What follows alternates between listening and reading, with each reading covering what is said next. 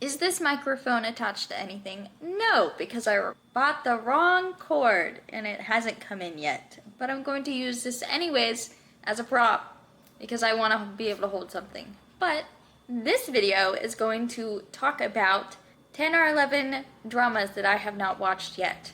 And these are going to be in 4 different groups, is the way that I've categorized them. And in order we'll go from the group of ones that just have sad endings, the ones where the plot just doesn't appeal to me from the get-go. 3 is ones that are just really popular that I haven't watched yet, and 4 are ones I haven't watched because the actor just doesn't appeal to me for one reason or another. Before I start talking about these dramas, though, I'm going to talk about the plot of them and then my thoughts on each one. So if the plot is not correct, it's because I googled the plot, and so let me know if I get any of them wrong. And also, just because they're on this list doesn't mean I'm never going to watch these shows. Some are definitely on my list that I definitely want to watch, and some are going to be the ones I want to watch next after I finish the one I'm watching now. But also, some of these I'm kind of on the fence about. So if you want me to watch any that I talk about today, let me know. Other than that, we're going to get started on our first category, which is dramas that have mostly sad endings. And I don't mind dramas that are sad. There always has to be conflict in a show. But when they have sad endings, I watch these shows to escape reality and live vicariously through these characters. So when it has sad endings, it is not my favorite, even though there are some dramas that have made me cry my eyeballs out. But let's get on to the first one, and that is 2521. This show is set during the South Korean financial crisis and follows a teen when her fencing team in high school gets cut and her journey to join the national team, and also follows her story of her first love. I honestly really wanted to watch this. It was on my list, this one and the one I'm going to talk about next, because of the main male actor. I love him, and I've never seen something he's in yet, so I really want to watch something he's been in.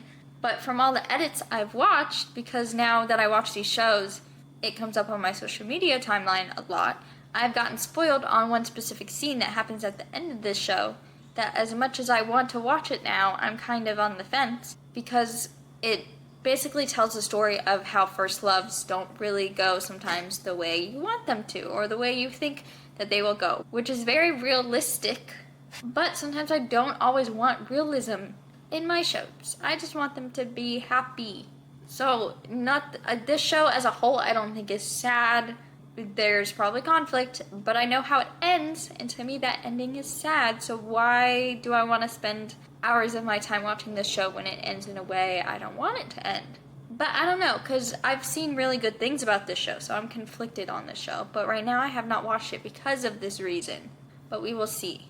And number 2 is very similar to 2521, and why I haven't watched it yet, which is Mr. Plankton, which is about a man with a terminal brain condition kidnapping his ex-girlfriend. And by kidnapping, I think it's like silly, goofy kidnapping, like he just forces her to help. I don't think he actually kidnaps her. On a journey to find his biological father. So this one is very similar to the last one, where I really want to watch this show because I've seen so many good things about it, and I really want to watch something the main male actor is in because he's just so good looking from all the edits I've seen. But I definitely know this one has a sad ending in a more sad final way than the last one. So this is why it's put me off on this show specifically. Like, I really want to watch it. It looks funny, looks cute, but the ending just puts me off of it because I don't know exactly what happens. I just know that it ends in a sad way. Moving on, this is the last one where it has sad plot/ending, and that is Snowdrop. And this tells a love story between a North Korean spy and a South Korean college student set during the 1987 democracy movement in South Korea.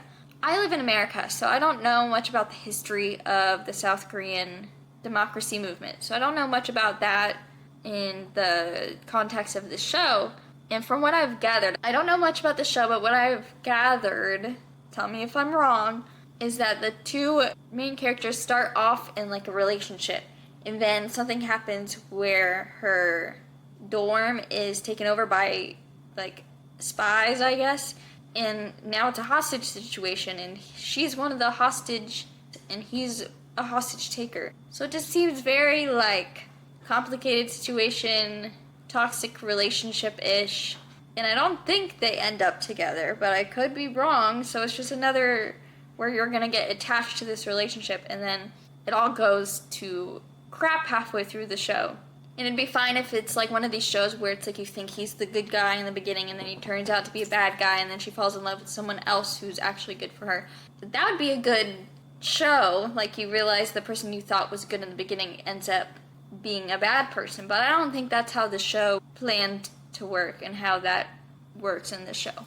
But I could be wrong. This is the one that is just, it doesn't necessarily have a sad ending. It just is not going to have an ending I want. I backed up my camera a little bit, but now we're going to the second group of shows that I'm going to talk about, and those are plots that just don't necessarily appeal to me. I'm very much a romance show girly, and so if a plot doesn't necessarily have romance focus, sometimes it puts me off just a little bit. That's not saying I haven't watched shows that the romance isn't the main focus, but usually I like to have something with a little romance mixed into it. So the first show we're going to talk about in this category is Bloodhounds, which is about two young boxers team up with a moneylender to take down a loan shark who preys on vulnerable people. I honestly hadn't seen much about this show. I've heard the name before, so that wasn't surprising, and that it was boxing related, but I haven't seen any media related to boxing, like even American media, like movies and shows, like for example Rocky and all that franchise. But I've seen an edit recently of this show by one of my favorite editors of these shows. So now I'm kind of intrigued by it. I don't know if there's romance in it at all, and if there's not, then that's fine. I just have to go in knowing that this show is not romance focused. But again, the main male actor, one of them in there, I want to see something that he's in because he's very appealing to me. So now it is definitely on my list. It's probably not going to be top priority for me, but it's definitely on my list. And speaking of my list, I have like 50 shows that I need to watch that I keep adding to every time I see something I want to watch. So, that being said, I don't know when I will watch this show. Just, I guess, when I'm in the mood for something more fighting-esque, because sometimes I'm in that mood instead of a silly little romance. But moving on to our next one. The next one we're going to talk about is probably the most popular drama that has ever existed, probably. I don't know if there's one more popular than this, and that is Squid Games, and I'm surprised I haven't watched it yet. But this one is about 456 cash-strapped people compete in a series of deadly children's games to win a grand prize of money at the end. This show has, even though I haven't watched it, has brought me to know about Asian media other than K-pop, like BTS I knew of before this. But Squid Games has definitely brought me into the world of these shows, and that they were around, and that's how I found the first K-drama I ever watched on Netflix.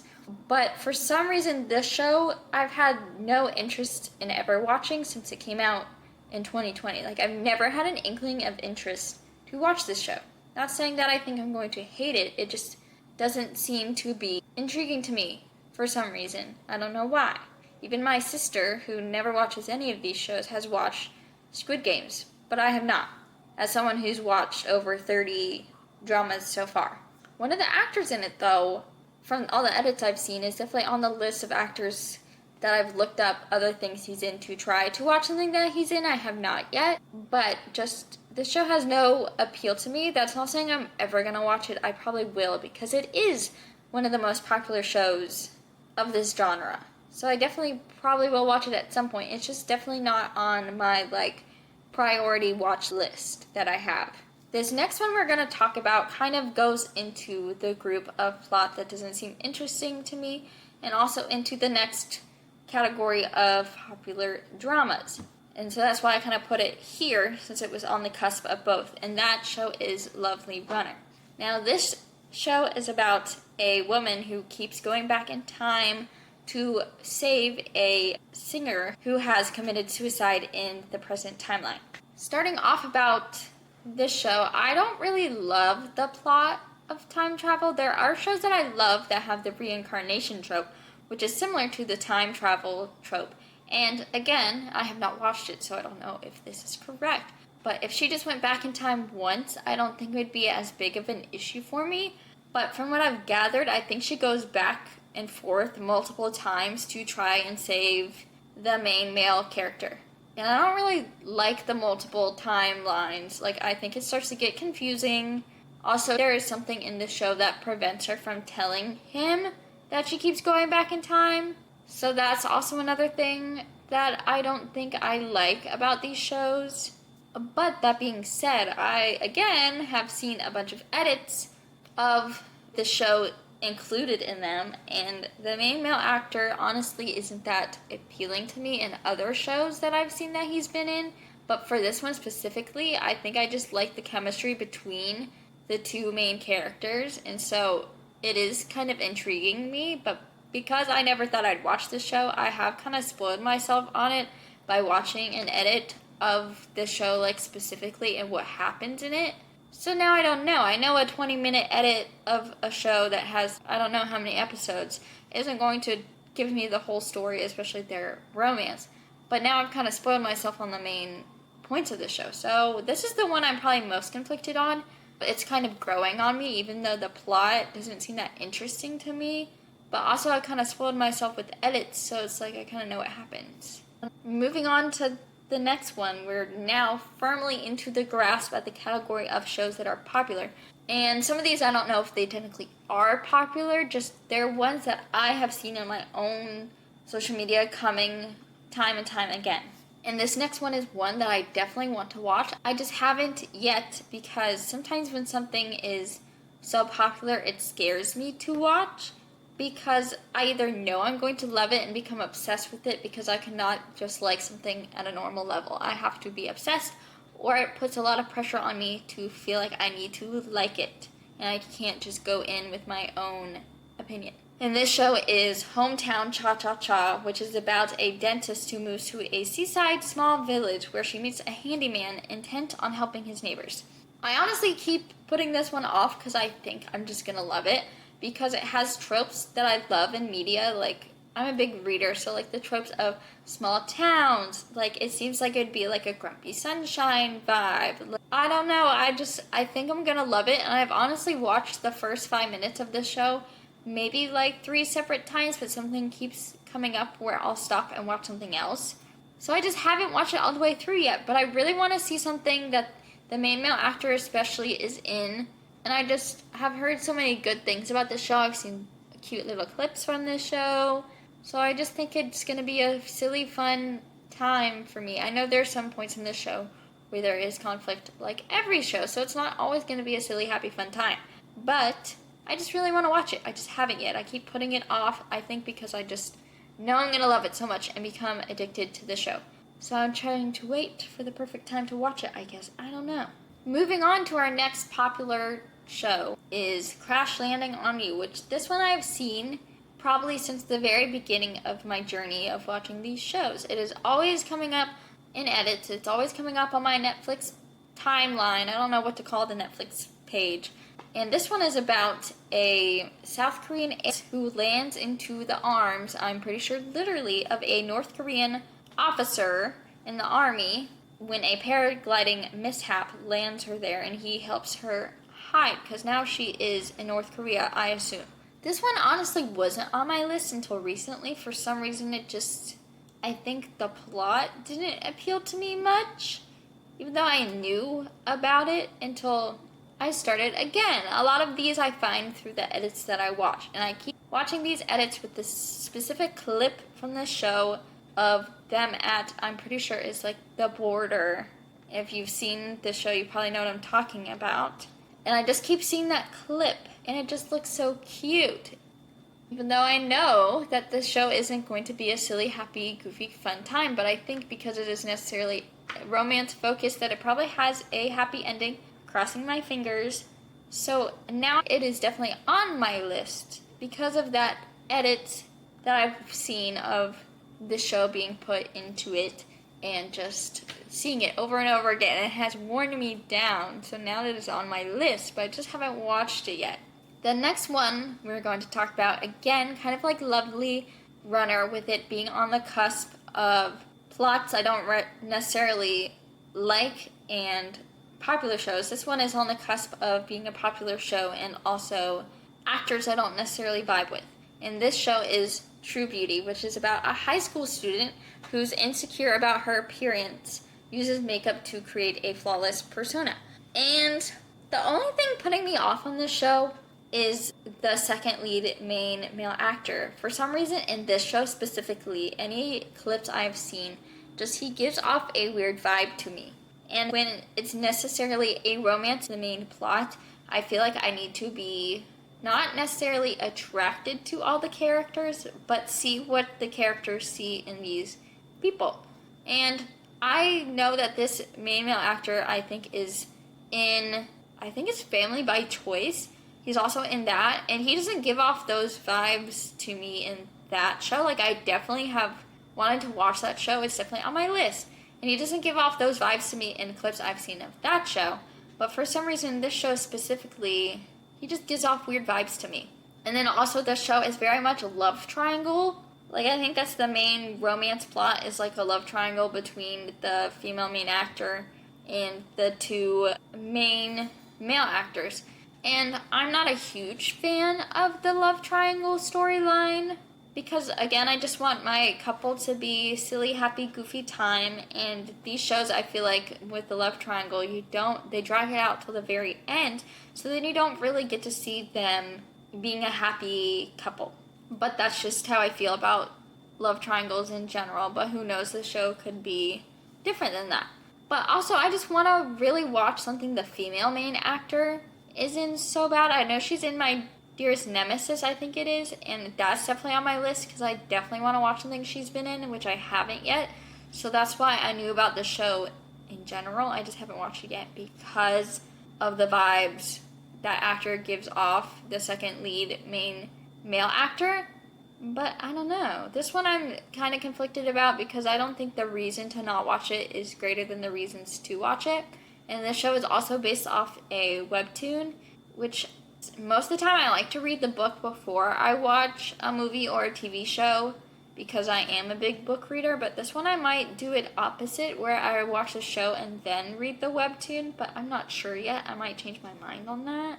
But that show was kind of like silly, goofy reason for not wanting to watch it because of the actor. These last two I'm going to group together because they have the same male actor lead in it of an actor I don't vibe with, and that is Queen of Tears and It's Okay Not to Be Okay. So, anything I'm going to say at this point about the main male actor is alleged. It is not a proven fact. Going into it saying that. Queen of Tears is about a married couple that's on the brink of divorce, and the plot revolving around like health and family and all that. And It's Okay Not to Be Okay is a love story between an antisocial children's book author and an employee in a psychiatric hospital. So again, like I'm about to say, this is all alleged, but the main male actor of both these shows is the same guy. And recently, I think she was an actress or a singer, passed away, and their family, I guess, came out with that she had dated the actor when she was a minor. And if that is true, then I just don't vibe with that very much. So I don't know all the details about the story and if it's true or not. It's just what I've seen come up on my social media timeline about it. And so I just kind of grouped these together because it's the same character. That being said, other than that, Queen of Tears, I did watch the first episode a while ago before all this, and it was just kind of boring to me.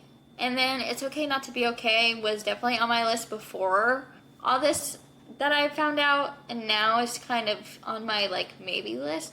But both these shows, I love the female actors in them, so it's kind of like I want to watch it because they're in it and I want to watch them, but I don't really want to watch him in a show knowing what I know, because now I'm going to watch the show with that in the back of my mind.